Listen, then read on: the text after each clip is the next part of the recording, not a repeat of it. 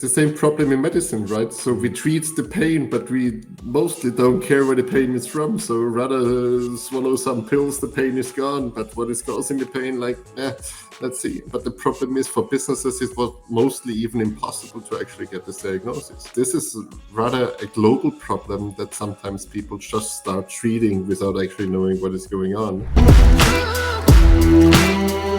Over the course of my life and career, I've discovered the power of consciously investing.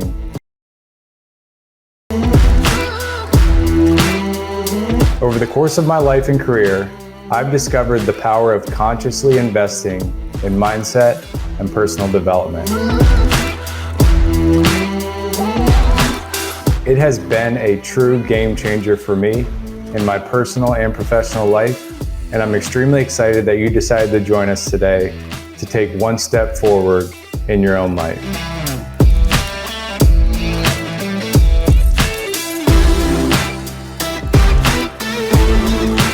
Most of my breakthroughs have come from one-on-one conversations. We created this show to bring you those unfiltered conversations each and every week.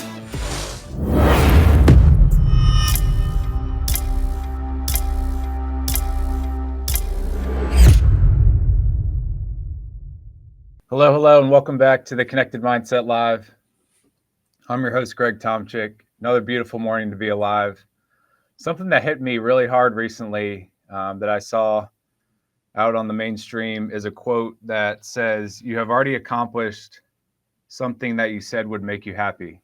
And I think a lot of us go through life and we are so driven by accomplishment that we forget where we are today and things that we told ourselves a long time ago that would make us happy. And then we may be in that position, that we've accomplished everything that we possibly dreamed of. And we're here today. Thanks so much for joining us for another great episode. Before we dive in here with Mr. Ben Talin, I want to mention something about Valor Cybersecurity that we just released. And if you're curious or uncertain about your digital security, or you want to build digital trust with your customers, the people you care about, your employees, we just released a free assessment. You can go to Valor, that's valor-cybersecurity.com/assessment. Free of charge. It's a way to get your process started with digital security, as well as help you continue it if you're already on that journey. So definitely check it out. That's our gift to you for joining us today. So without further ado, Mr. Ben Talin is joining us, futurist, digital, expert, global nomad, traveling all around the world, doing great things. So Ben, thanks so much for joining us. And where are you coming in from today? Right now, actually dialing in from Bulgaria. We have our team here. So yeah, digital nomad and the global nomad hits the point very right, because then next week we have Spain and Germany and Austria. So a lot coming up. Oh, yeah. Thanks for the invitation. Yeah, I'm looking forward to chatting about some of the things you've learned, through your travels. And with each territory and each, country we travel to, I think you pick something different up from the business community or the, personal community around you. And I definitely want to dive into those aspects. But before we do, I think it'd be helpful to start to help the audience understand, Ben, what mission you're on and what you're hoping that each of them listening in today walks away with. What mission I'm on? Actually, it's a funny mission, because once in an interview, somebody told me, what is my life goal? And it was actually a very, very hard question to be answering. So what I said was, my life goal is to change 1% of the world. That is whatever it means. And that is a very interesting thing, because I cannot say what it is. And I always said, so I'm changing companies, I'm changing economics based on the premise, when I'm doing it big enough, I can feel it. Mm-hmm. And I guess that is also why I say this 1%, it's hard to measure. What is 1%? Do I change 1% of the people, 1% of the company, and the economy or whatever? So my goal is actually to give people access to the future. And that's what I'm doing quite a lot from different perspectives. That's why I'm doing a lot of governmental advisory. I'm working as a futurist for a lot of different ministries and associations and institutions around the world, just to actually give them a glimpse what could happen. So what is actually technology doing right now? What is it maybe doing in future? And what do you need to prepare for in the best or worst case, right?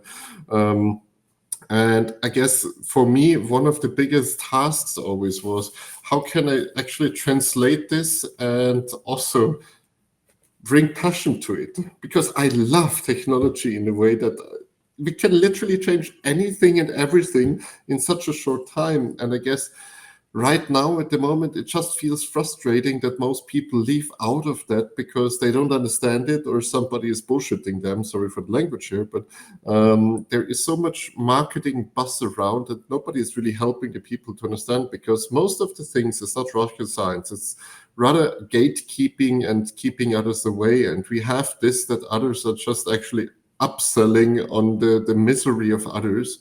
And I guess technology is not far from that. Just look at the generation AI now, the generative AI, the new generation of AI, where everybody is buzzwording around and making FOMO and selling stuff, etc. In the end, not a big deal, but it's always one of these things. So that's my mission, to actually give people access to the future. I love that. Access to the future and change 1% of the world. I think those are extremely clear for a lot of people. For anybody listening in today, I think most of us are trying to figure out the future and then find our place within it. So this is really the episode that's going to deliver a lot of those insights to you, to first better understand the future. So I think that's the place to start is, I guess, what are the symptoms that you're seeing that businesses and business owners and leaders are really struggling with to wrap their mind around, what the future could hold? Because it's, things are moving. I think the moon, the guy that runs Moonshot, Ray Kurzweil, he mentioned some things about, the world is moving, every 20 days is like 10 years. It's moving so rapidly that how do we keep track of it? How do we make informed decisions? And then how do we get out of our own way to allow it to come to fruition? I guess one of the biggest problems is actually we need to start from the point that our brain is not made for this kind of acceleration. Our brain, so if we are playing, we are monkeys coming from a tree, just thinking that we are smart because millions of people were smart before us, and we just have the combined brain power of them. And that is some product we have now and use now, because nobody of us could build a car at the moment. Nobody of us could actually build a CPU at the moment. But a million people did it before, and that's why we have it, right? So it's always the genius of one person, and it's always this combined genius, and that is actually the power of knowledge at the moment, that you can combine and you can share knowledge. So somebody just needs to figure out one tiny piece of that. Nobody has to figure out the whole anymore. Because if you have no connection between information, you cannot share this. So everybody would need to figure out everything, right? So everybody would need to figure out their own way how to build a car. But now you can just say, like, I know how to make the tire a little better and the motor a little faster, whatever. So everybody can actually use the power of this in a certain way. And I guess that is very important to understand, that actually this is something that is not in our brain. So Homo sapiens is built around energy efficiency. So we don't want to actually do something really that brings us too much out of the comfort zone. That's why actually people who want to achieve something need to work against this natural thing of, I want to have a little energy there and I don't want to actually do too much more. So that's one of the parts that we need to figure in when we are speaking about that, because the future is something that is, it's easy to understand in one way, but hard to understand in another way. So why do I say these two things? It's easy to understand because for us, future is determined in the slow adaptation of humans. We cannot really adapt fast. So that is something, that's why I say our brain is not made for that. For example, we had digitalization in business since the 1960s. Still, most businesses are working with pen and paper, and still most businesses don't have I don't know, ERP systems, CRM systems, or whatever. So it's very linear acceleration. That the technology is changing in a rapid world. We're gonna see. We have seen that with ChatGPT, right? So for 8 years, nothing really happened. It was like, meh, it's not really doing anything. But suddenly the computer were fast enough. Suddenly the data was big enough, and suddenly it was like, bam! Now we have this jump in technology. That is what Kurzweil also says. So there is this, and that's actually something that is the brain not able to comprehend because there's exponential growth involved. Kurzweil was also the same, who said like we took, I think it was 15 years to actually do 1% of the Human Genome Project. And he said like, yeah, we are just some years away. And then it was like that because it is exponential growth, right? And I guess this is something that we are not able to comprehend because for us, is 15 years for 1% means 150 years for 100%, right? That is what our intuition says, that is what our brain says, etc. But that it's actually finished 7 years after is like, how? I mean, 15 years for 1% and suddenly 100% after 7 years. So how should that work? And that is the problem what we have in the future. So in the short, we try to actually, and most of the stuff is actually going on, we overestimate what the impact is. That's why you have all of LinkedIn flooded with, we are all going to be jobless and everything will be AI and etc. And I just hear that and I'm just thinking like, Sure. I mean, 40% of businesses don't even have their own website, but AI is suddenly adopted everywhere. So, so that's why it's very comfortable as a futurist from my perspective to actually look with that, because you need to see two different things. And that is very, very important to understand. Technology is always the fastest, right? Somebody had an idea, new technology is there. Until somebody uses it, it takes time. So you need to have the technology, then you create a product, then you need to market it. So it takes some years to actually come from technology to the first adopters, and then mass adoption, totally different thing. And then when actually the early adopters are coming, then the businesses are following, right? So the first businesses adopted, the first customers will be served with the new technology. That also takes 4, 5, 6 years. Just look at e-commerce. I mean, suddenly somebody popped up and said like, I'm gonna sell it online. And now we have 18%, 19% of e-commerce share. So we are still by far away, and everybody back then said like e-commerce, everything will be e-commerce. Now we have 19%, 50 years after, 60 years after. So no, e-commerce changed the way we shop. E-commerce changed the way we perceive things, but businesses were slower to adapt. And most businesses who can have a web shop doesn't even have a clue that they can have a web shop. And then the last one after the business is always the governments. And that is what we see also. I mean, of course, when there is a market failure, somebody needs to step in. So that's also the Digital Services Act or the Digital Markets Act or whatever you have in this field to actually limits the negative outcomes of platforms at the moment, what we are just experiencing, because it is a phenomenon we had the last 10 years.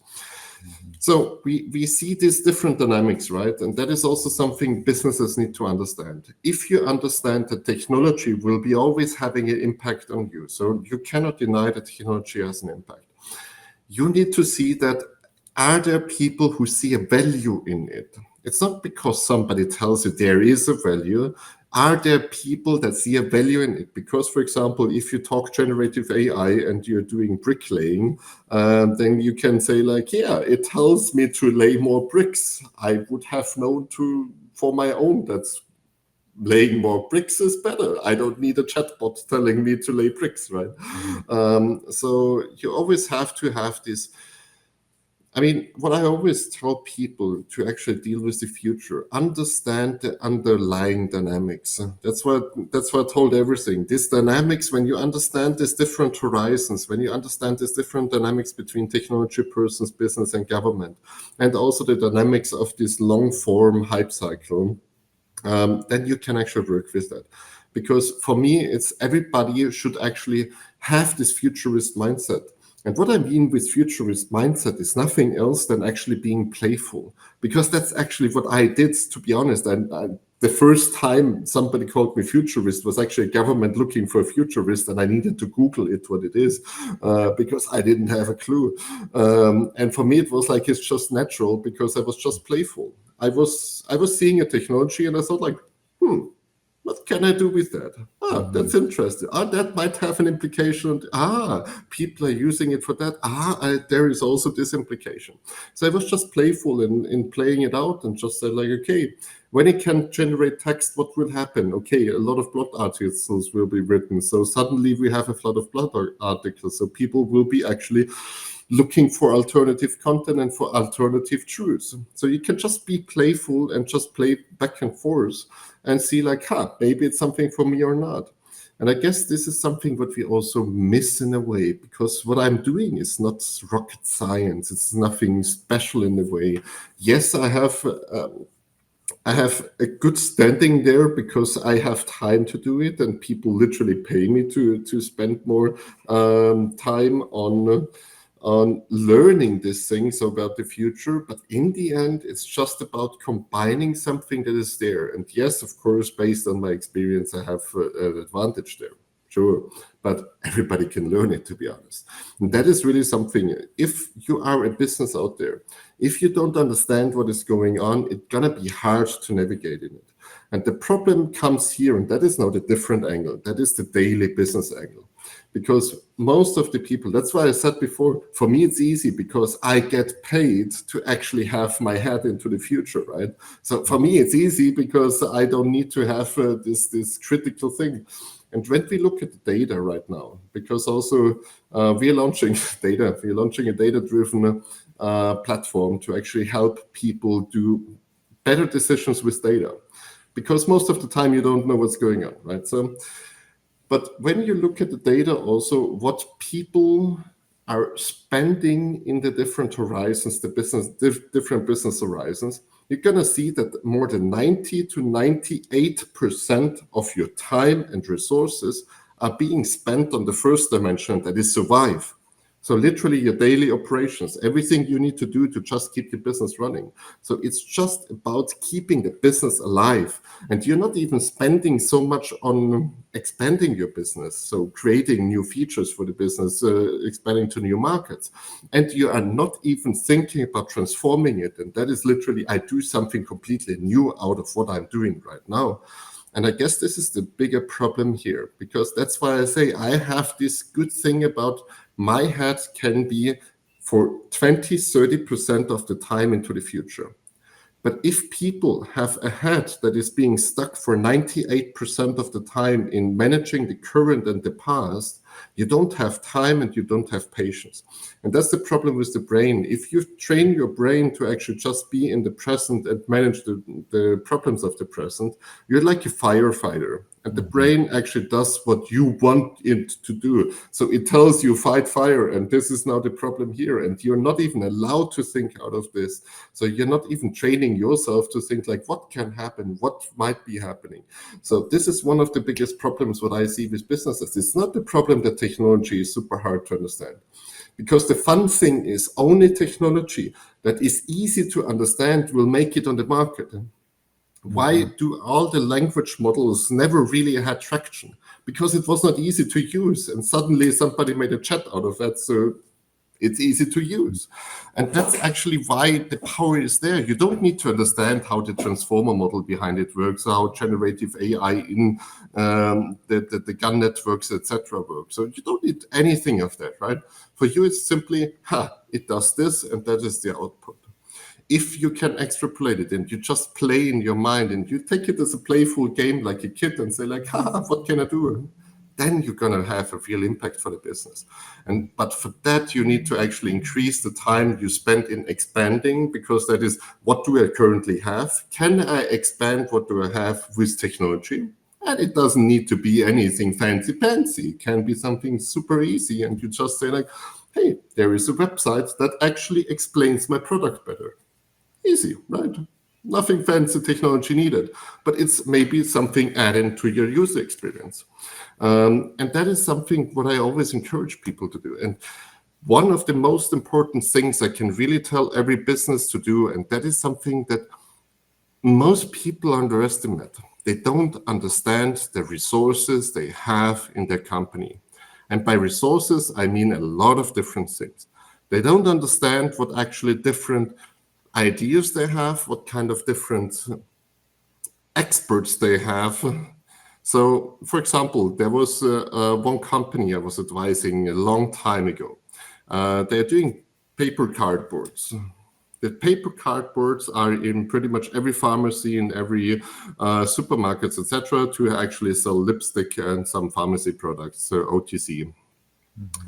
And I said, like, to them, you're not a paper producer. What you don't understand is that you're actually an attention producer, because people want to get attention for their products. They don't even care about your paper. The only thing they care about is the product selling more, right? But you are so focused on the paper that you even forget that you have the power to be between the producer and the consumer. And if you are able to track that, so if you replace this paperback with a tablet and you just use a camera and you can give them actually real-time data about what interaction is there, what is the user interested, which products are they interested, are they looking at the advertising, or run A/B tests. So you have actually then the power to create and steer this attention. Then you can monetize the attention. But that is just one example that people don't understand actually the real value of what they're having. Because if my products are being seen by millions of people, there is a value in that. People are paying huge money to reach millions of people, right? Mm-hmm. But you are focusing on pretty much, I produce some paper and I print on it. So that is not something that's going to leverage you in a big way to actually create a big thing. And you need that understanding to actually see, I have this value. What can technology do to actually transform this value into something way better? Because then in the future, when you see a technology and you know, hey, I can track pretty much.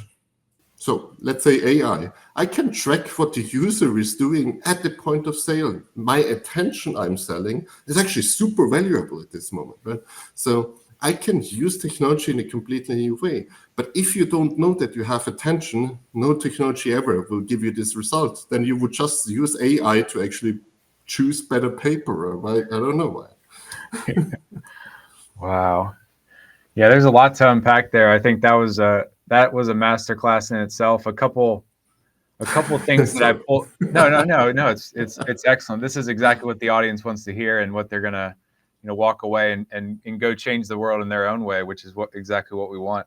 A couple things that I heard you say is people need to be more playful. They need to run more experiments.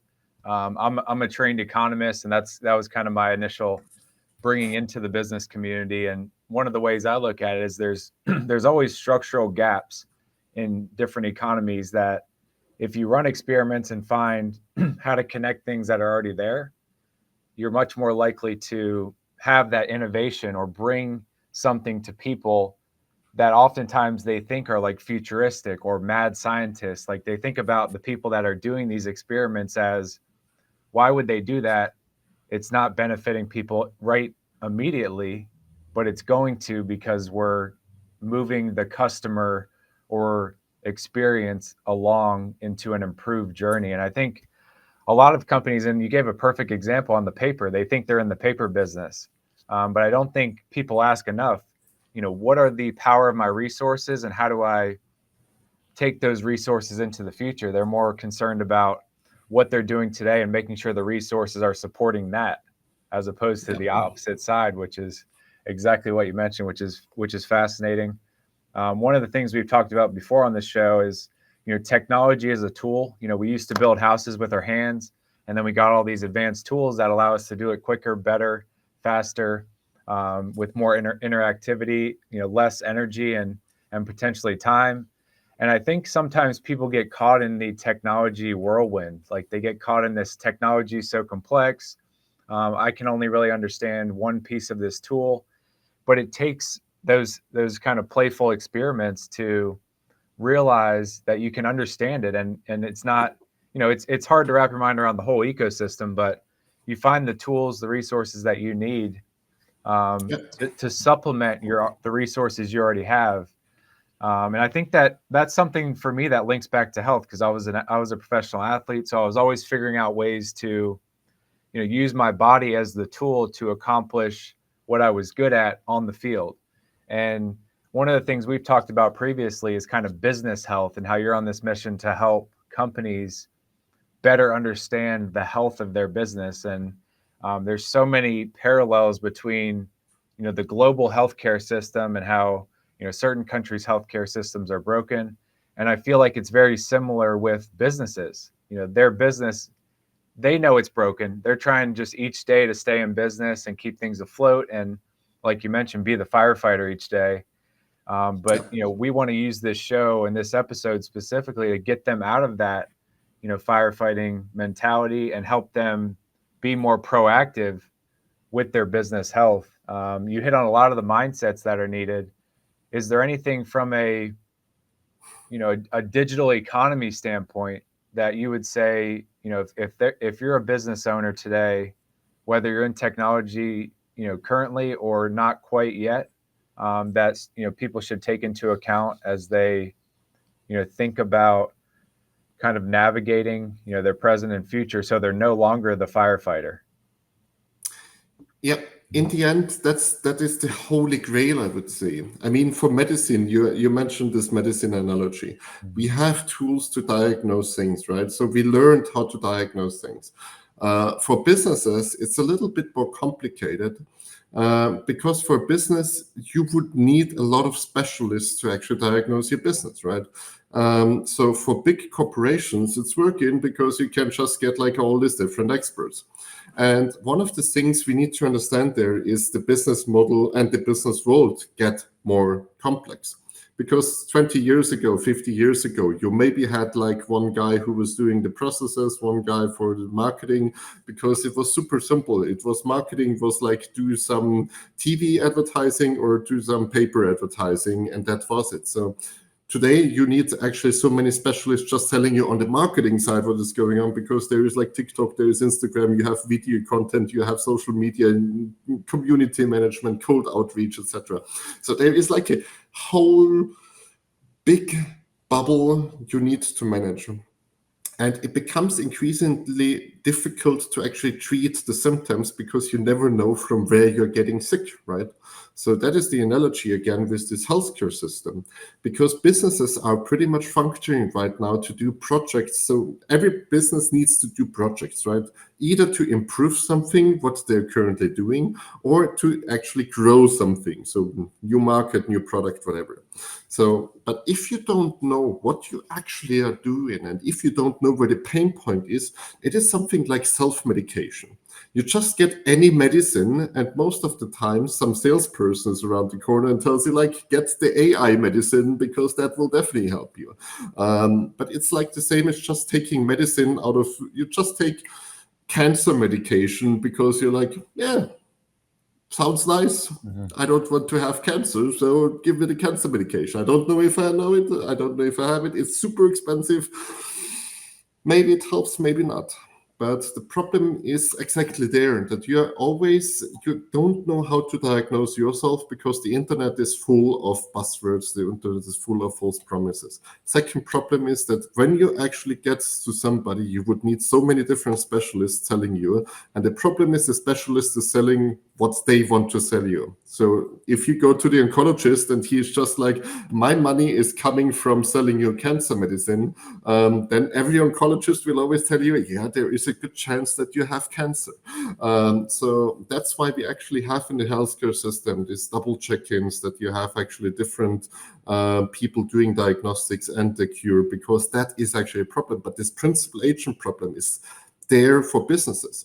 So the person who is telling you that you need help is also the one profiting from helping you. So they will do everything, like every process consultant will always tell you, you need processes, trust me. I'm a trusted person because I sell processes, but just out of coincidence, I also do process consulting. So That's one of the problems that we have in the business world. Actually, that was also one that triggered me a lot, and that is why we are working actually for More Than Digital. I mean, my company was literally built around giving people this neutrality. So we are now one of the 15 biggest business platforms in the world. And I spent 6 years of my life to actually find a way how to measure a company, every department in the company, across all industries, across all company sizes, and over the time horizon. Because the problem is, most of the times you only saw the symptoms. The symptoms is, for example, you have costs and you have revenue and you have people you employ, right? That is easy to measure. The standard KPIs you have in a company. But the problem is, it doesn't tell you what is actually going on below the surface. Because, the revenue is dropping, but what does it mean? Is it dropping for the whole industry? What is normal revenue per employee? Even for these KPIs, most people don't know. Is it good or bad? I mean, if you are, I don't know, if you cannot stand up, that is a very simple benchmark, right? Then you would say, like, everybody is standing up, but I cannot stand up, so there is something wrong. But in the business world, you don't have this comparison, because my revenue per employee might be lower. I just have $100,000 per employee. Everybody else has $150,000. You don't know that because nobody knows and nobody shares that. So for you, it's always this blindness factor, what is causing the problem. But even though if you just look at the revenue, you don't know what is happening below. Why is the revenue low? Is it the culture? Is it the processes? Don't you have enough customer engagement? Do you have problems with your innovation, with your strategy, with your people, with upskilling, with whatever? So all these things that were always hidden. And that actually took 3 different versions to find out how can we measure even something that is hidden. How can we actually measure your basic health pretty much as a company? We identified actually 300 different dimensions. So just imagine that one entrepreneur should actually manage 300 dimensions in a company. I mean, even I, just by actually making the model, I was just creating a task list what I should do, because, I mean, literally I was creating the model, but I was the one also saying, like, oh, shit, I should do that, I should do that. Because you cannot have everything in mind. And the problem, as I told you, is otherwise you would need hundreds of consultants to actually do that. And you need to trust them that they're not just selling because they're selling. So that is pretty much what's the part of this diagnostics is, what I'm also doing there, just to help people actually get this neutral feedback. Where am I? Where is it hurting the most? Where am I compared to the others? And where do I actually have the biggest leverage to do something, right? So if I have cancer, you have to treat the cancer first, because before you actually do your nose job to actually look a little nicer. So that is something that you can really relate to, because right at the moment, most businesses, they are just working in the dark. It's just a feeling. And I literally had once an entrepreneur crying in front of me because he had 5 projects pretty much fucked up, sorry for language again. But he was like, it's just, I know I should do something. The whole world tells me that something is going on. I know that the technology is here. I know that I need to improve my business in one way. But now I spent so much money and pretty much all of them failed. 3 of them are costing me on the month so much money that I cannot even afford to do anything else. But nothing actually helped me. I'm at the same position, but I'm just poorer, and I'm just burning all my money to keep these projects alive and to have this alive. And that is pretty much the problem, because there is a fun thing, a fun fact that actually 90% of the projects don't deliver what they're promised. 87% of the projects actually don't really leads to any reasonable results. And even 17% of the projects are failing, and this failure could be actually sacrificing the survivability of the company. So it puts the company in danger actually to fail. 17% of the things. So almost every 5th project could kill your company, because you invested it because it was wrong, because you decided based on wrong things. As I said, if you don't cure your cancer, but you do your nose job, you don't have the money anymore to cure your cancer. So Your nose might be nicer, but at the moment, the cancer is killing you. And that is actually the reality for businesses. And that is what we actually try to do, to actually take out this principal agent, give a platform, give the algorithm and, let's say, AI behind it to actually just give you neutral feedback and say, like, here are the top 5 things, the top 10 things you should actually focus on. Get going and check, even check out the results, because maybe this is red here, but it's okay. So check if it's really cancer, let's say. Man. Yeah, at its core, this is economic sustainability. This is something that, in order for a company to stay afloat, I think the numbers are like 90% of businesses fail after 3 years, and then the other, 5%, fail after 5, and then 5% maybe make it, but then go out of business. 3% go out of business after 10 years, because if you're not getting sustainable, consistent, growth revenue wise, people wise, then the business just kind of the priorities become diluted. And it's almost like a trainer or a doctor telling me, you need to do 100 things a day in order to stay healthy. And I'm like, well, if I do 100 things a day, I'm going to be healthy, but I'm not going to be able to go contribute to people outside of me to make money to support, all these goals that I have. And I always say, how do you get somebody, whether it's a person or a business owner, to do something they know they need to do, but still don't do it? And it's kind of like, a lot of people are just stuck in that, the roundabout of, I know I need to do something, like you mentioned with the client you mentioned. Everybody's telling me what I need to do, but I'm like stuck in inaction because I'm confused about what's the priority or what is really important here at the end of the day. We have something in security called that's kind of a shift in the industry. It's called inside out security as opposed to outside in. And when you mention that consulting model where consultants come in, they're kind of solving the surface level stuff of, you need better processes, you need to hire more people, and it's not getting to the depths of what's really going on in the business, which is probably a disalignment of priorities, not really understanding, where the business is hurting, like you mentioned, and what the root cause of it. Your shoulder could hurt, but it could be your hip that's pulling on it. And it's like, if they just treat your shoulder, it's not going to solve the root cause. So I love that you're doing that and giving people clarity on where they're actually hurting, because oftentimes, business and personal, we focus on what the outside feels like as opposed to what's actually going on the inside. And that's where everything starts. The same problem in medicine, right? So we treat the pain, but we mostly don't care where the pain is from. So rather swallow some pills, the pain is gone. But what is causing the pain? Let's see. That is the same. But the problem is, for businesses, it was mostly even impossible to actually get this diagnosis. So you see, this is rather a global problem that sometimes people just start treating without actually knowing what is going on.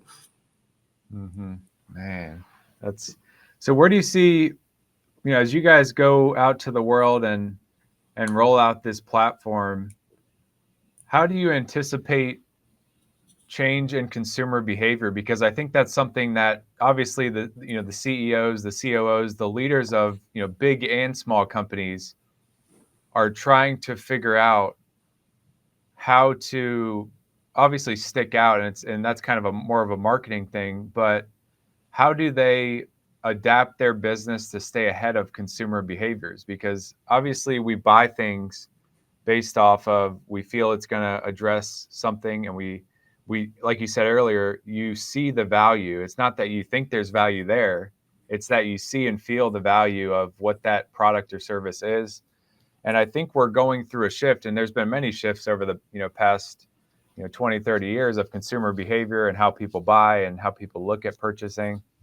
Where do you think that's going to come into play with such an impactful platform like this that makes so much sense to buy, but bridging the gap between where people are now, so confused that they don't know what to do. And then you're like, here's the thing you need to do, but they're like, is that just another thing? The next thing, the next thing you need to do. Yeah, right. Actually, the thing is that we give it out for free in the base, so that's part of our Be the Change mission. Really? So everybody gets free access. Everybody can use it for free. There is a premium involved, but that has to do actually with the number of peer data. So if you say like, I don't want to be just compared with my country and with my industry and my relevant company size, but you're saying like 50 different countries, 20 industries, and 5 company brackets, and we need to analyze millions of data points just for your single report. Yeah, then you should also contribute to our mission. But otherwise, yeah, it's free for everybody. Like everything we do will be always in the base for free. That's part of the NPO on top of us. That is Be the Change. That is also our community, to be honest. And so that was one of the things, because I always said like I can only make an impact when the entry level is low, when people don't get frightened to actually do much.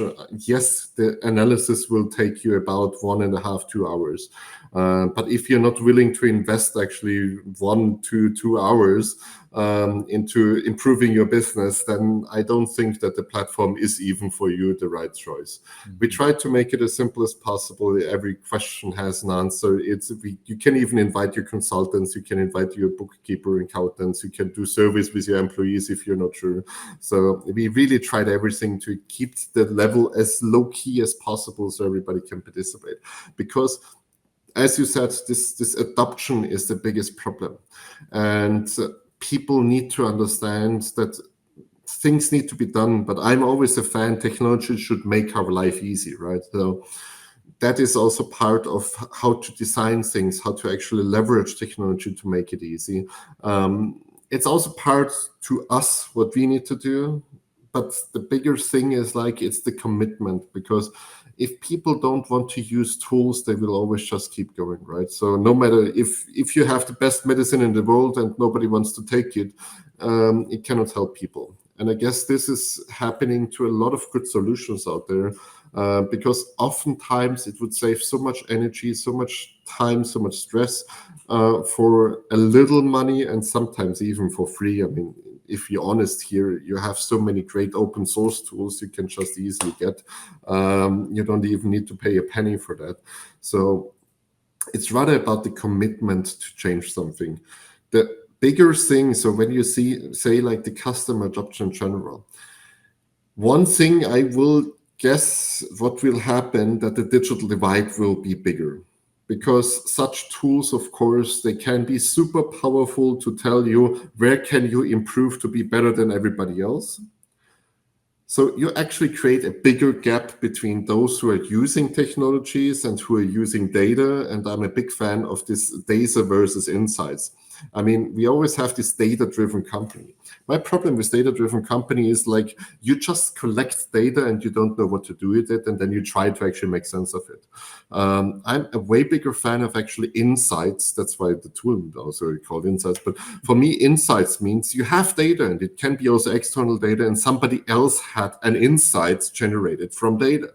So, for example, we all use studies, right? So if you know that your company performs better if you do X, then just use it. And that is also a culture thing, that you are just having the right mindset to question yourself. Because the problem, for example, with a tool like Insights is it can be super, super powerful because it gives you all the to-do lists where to actually improve your company, where you have the biggest leverage for your time and for your resources.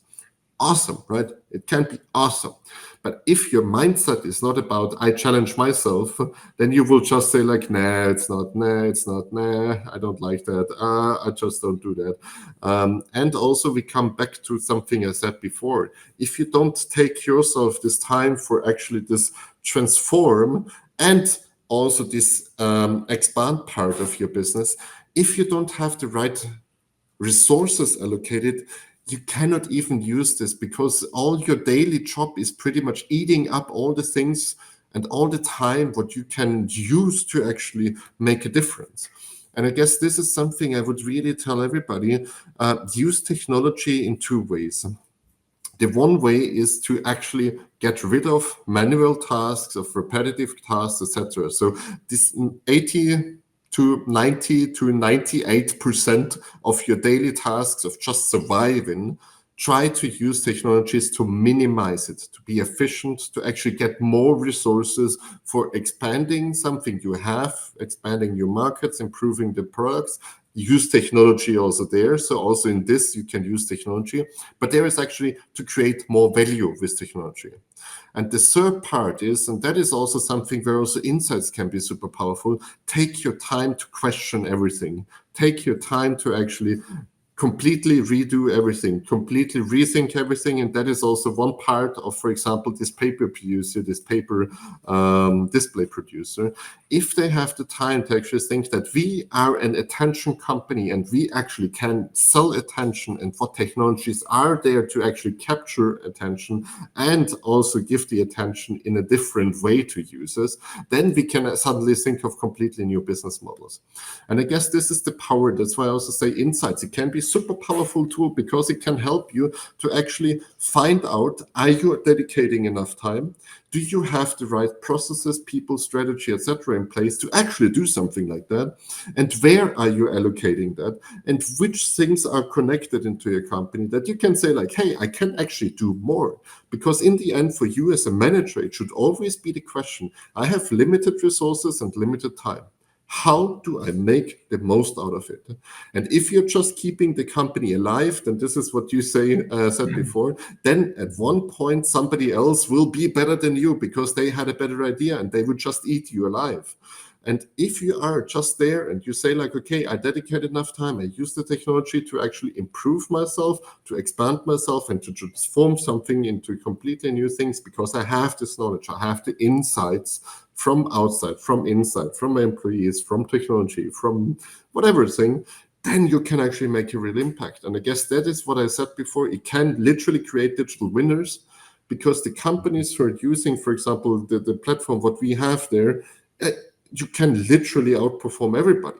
But you need to use it. And that's the same, like you can also sell better than anybody if you have a great CRM system, right?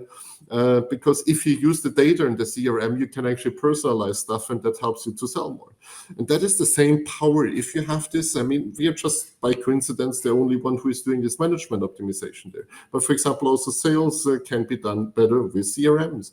We have so many things. And also, as you said, with cybersecurity, please always just also take care that you take care of the data because that is then literally the worst you can do if you start using it and suddenly it blows up into your face because because then you actually destroy your company's how do you say, it's almost the mindset, it's the culture, because after such data breach and when customers get angry at you and tell you that they read from the news something, they don't really like that, to be honest. But I guess, Greg, you can tell more on this topic then. Yeah, that's fascinating. I think everybody wants to be a digital winner and they want to be better than the competition, but they're not using the tools at their disposal. And you hit the nail on the head with, I think as technology gets more clear for people, I think the digital divide, we would think it would close, right? Everybody's like, close the digital divide, but it gets wider because of disparate mindsets. And I think people are always going to do what they've always done. A lot of people say that, like, they're not going to change because they don't want to change and they don't, really believe in what the better future could be to better utilize their time and resources, because they feel what they're doing is where they're comfortable and that's their comfort zone. And, they want to stay in that and not allow technology to make their life easier, which that's all it is. It's a tool to make your life easier.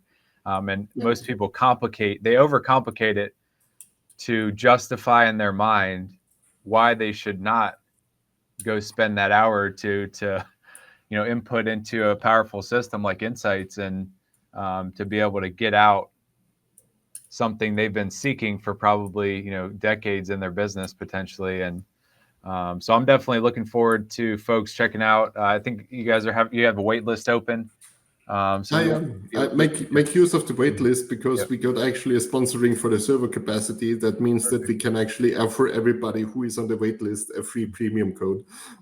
So I guess that's worth subscribing and just putting an email address there.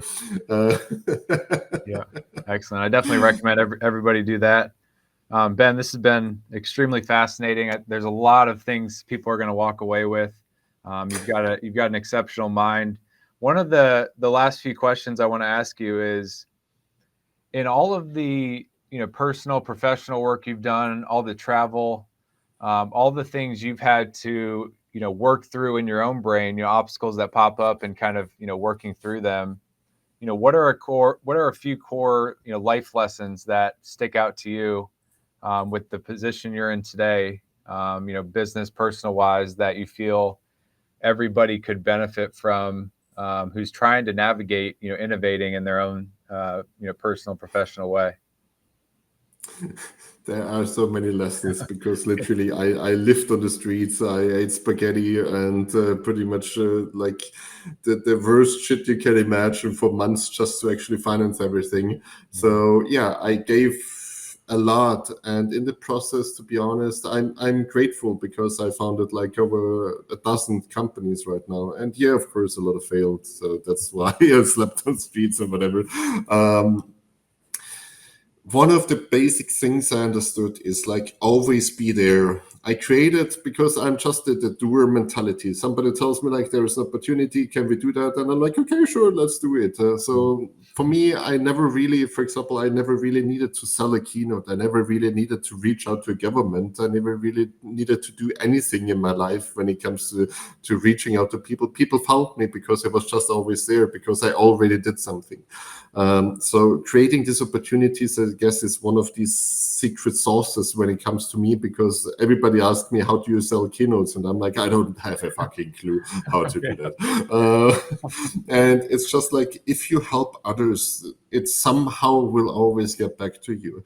So if you're just there and if you just create opportunities, it will make a difference for you and for everybody. And I guess if you are in this position, it helps you a lot. The second thing is also try to fail a lot.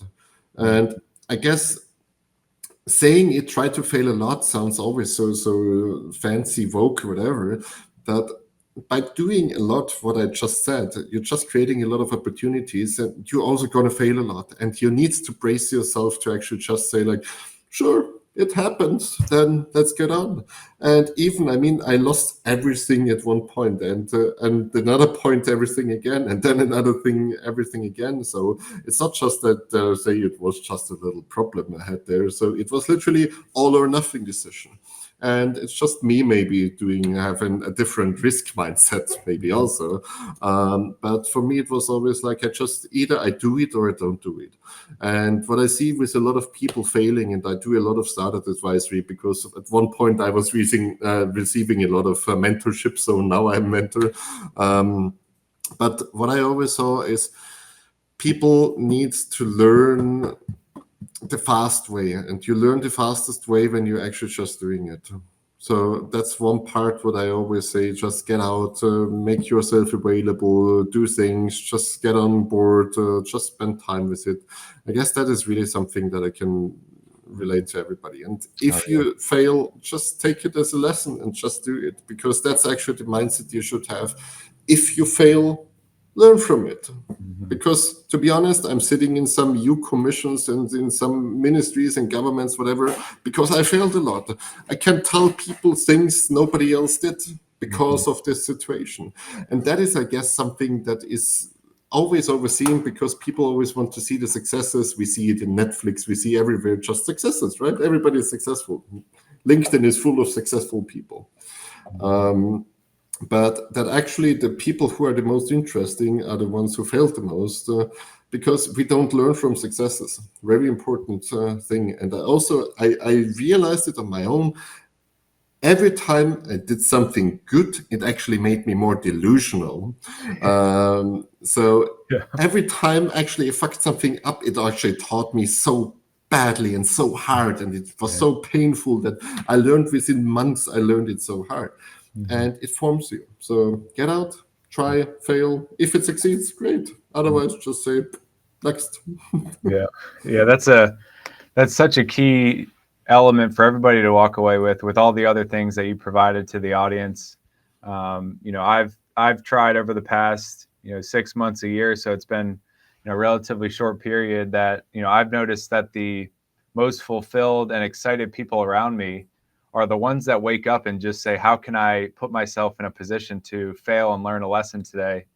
And one of the things I've been talking a lot about in the community is this concept of shifting the way we think about generational wealth. A lot of people think about trust accounts and money that you want to leave to family or loved ones or friends, but really if you're able to leave lessons that are going to allow them to find their own path of success, you're able to leave information that depicts the hard lessons you learned, so they're not starting from scratch to make the same lessons. That to me is real generational wealth, because it can last for decades, no matter what planet people are on. That information hopefully carries on, and that's real impact. The money can be spent on all kinds of possessions and things of that nature, but you can't really use money to buy lessons. You can with coaching and things of that nature, but you have to learn it by doing. And I think that's exactly what you're saying, is you're not going to learn by paying somebody and then them walking you to success. It's just going to be like, yep, that success feels good, but now what's left? So But that's actually funny, because one colleague of mine did his PhD under this generational wealth thing, and he actually found out a very interesting thing that comes to your mind when we just have that. Sorry for bringing it in, but it's very interesting. Yeah. So old money is actually, it's a mindset you learn. They didn't find out that anybody is more intelligent, anybody is whatever. So it's just normal distribution as you would expect it to be, right? So everybody has dumb and smart childs and everything in between. So you wouldn't see any difference. But why are they, when you have this old generational wealth, are actually on average more successful? Yes, they have money, but when you actually take out the money in the equation, you see that it is pretty much everything connected to the mindset. And they figured out that actually the mindsets old money gives to the children is a mindset of grow and learn and fail, and also giving this generational wealth of knowledge to the children. So that is actually why I still believe knowledge will change the world. And that's why my core belief, and you also posted here, the Modern Digital link, is when we share knowledge, we can actually have a big impact on the world. And that is also when you see this new rich people who never really learned the hard lesson because you just invested into crypto and you got lucky and then you have $1 million. You don't know what it means to actually have these fails to actually get something done. So you're going to spend the money and then you're at zero again.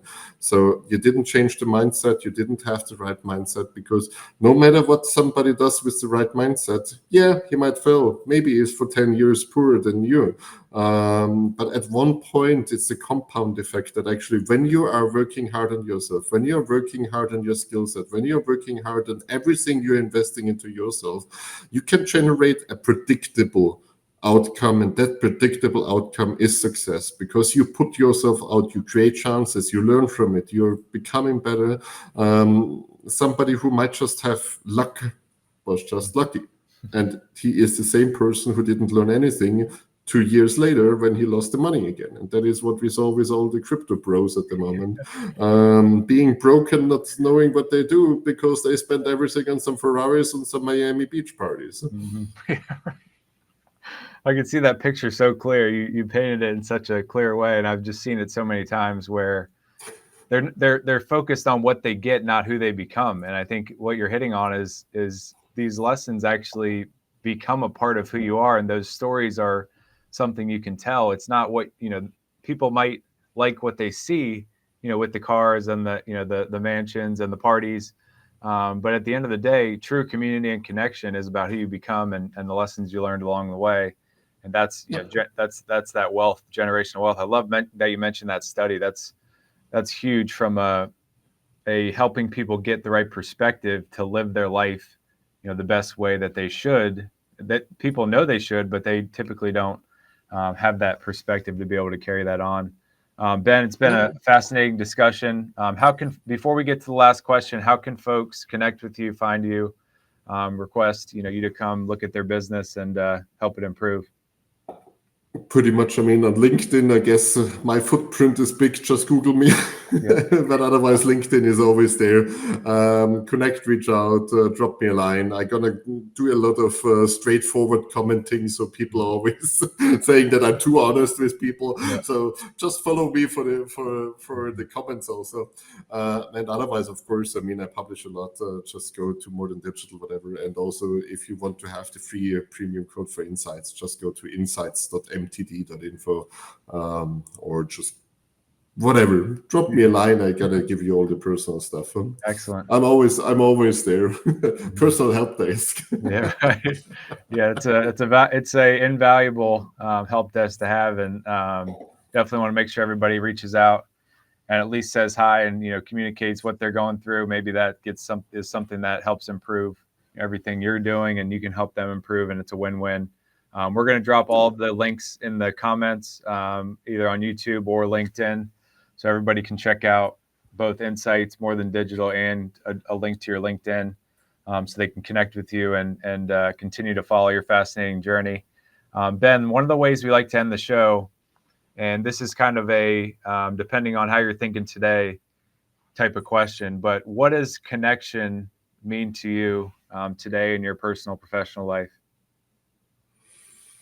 I'm somebody who has few connections who are near to me, and I always see like in the three circle. So in the first circle, it's usually just 3, 4, 5 people I let in there, because I really learned that the connections who are very near to me are having a huge impact on my life. So that's why, for example, also mentors, etc. I can really recommend getting a mentor. I always had mentors in my life. At the moment, I don't have one. But it's really something you need to see which mindset you surround yourself. Because if you are just surrounded by naysayers, they will do everything just to stop you.